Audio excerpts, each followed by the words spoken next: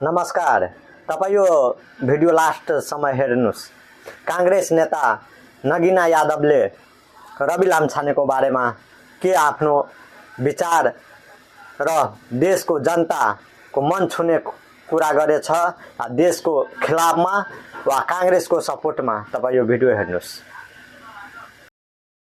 आज यो केही दिनदेखि नै यो अध्यागमन र टुरिस्ट भिसाको काण्डले गर्दाखेरि सदन चाहिँ अस्तव्यस्त भएको देखिन्छ। सभामुख महोदय, यहाँनिर जनताको आवाजको सम्बोधन गर्न सकिरहेको छैन, समस्याहरूले कुरा प्रश्न रूपमा राख्न पनि हामीले मौका पाइरहेका छैनौँ। सभामुख महोदय, रासपाको सभापति रवि लामिछानेको 5-5वटा जिल्लामा अहिले पनि सहकारी ठगीको मुद्दा विचाराधीन अवस्थामा छ। उहाँ 3-3वटा मुद्दा लगाइएको छ। सहकारी ठगी, सम्पत्ति सुदृढीकरण र सांगठनिक अपराध।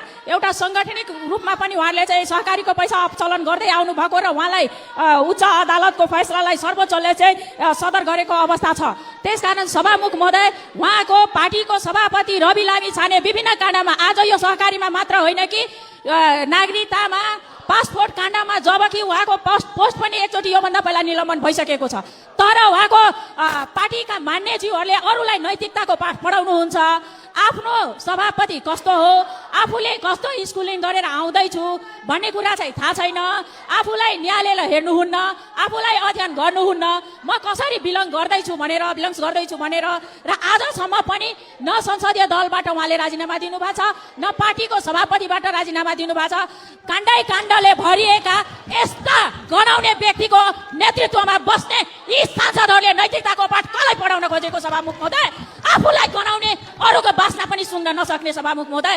तर नेपाली कांग्रेसको गृहमन्त्रीलाई चाहिँ के अरे कर्मचारीले बदमासी गर्यो भन्दैमा उहाँलाई लगेर मुस्ने, जबकि कर्मचारीको तह र तख्ता छ, निकाय छ, विभाग छ। यो भिडियो हेर्दा वास्तवमा रवि लामिछाने माथि जुन आरोप उहाँले लगाउनु भयो, नेपालको कानुन बाहेक र एमाले कांग्रेस र यो दुईटा पार्टी र अन्य कुनै यो पार्टीमा लागेका व्यक्तिहरू बाहेक जुन नेपाली आम जनता छन्, त्यो कहिले पनि रवि लामिछाने माथि यस्तो आरोप लगाएको साँच्चै हो कसैले भन्दैन।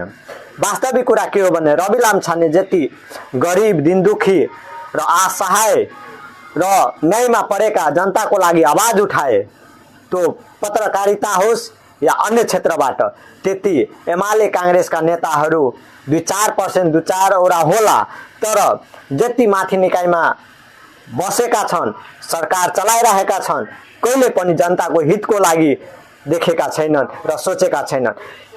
वास्तविक भ्रष्टाचार कसरी आफ्नो पार्टीलाई अगाडि बढाउने हो, कसरी आफ्नो परिवारलाई अगाडि बढाउने हो मात्र सोच्छ।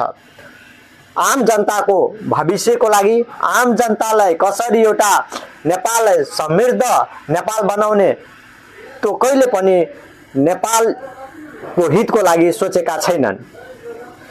पुरै नेपालभरि बसोबास गर्ने सम्पूर्ण जनतालाई थाहा छ कि रवि लामिछाने कस्ता व्यक्तित्व भएको मान्छे हो र उहाँलाई विभिन्न किसिमका झुठा मुद्दाहरू हालेर जेलमा कोच्ने काम गरिरहेका छन् र सरकारबाट जुन आदेश आउँछ, सर्वोच्च अदालत होस् या जिल्ला अदालत, उहाँले सरकारको आदेशको पर्खाइमा बसेको हुन्छ। आदेश आउने बित्तिकै आफ्नो निर्णय सुनाउँछ। देशभित्रको न्यायालय अहिले सरकारको अधीनमा चलिरहेको छ कि न्यायालयको अधीनमा देश चलिरहेको छैनन्। यो 3 करोड नेपाली जनताले यो कुरा महसुस गरिरहेका छन्।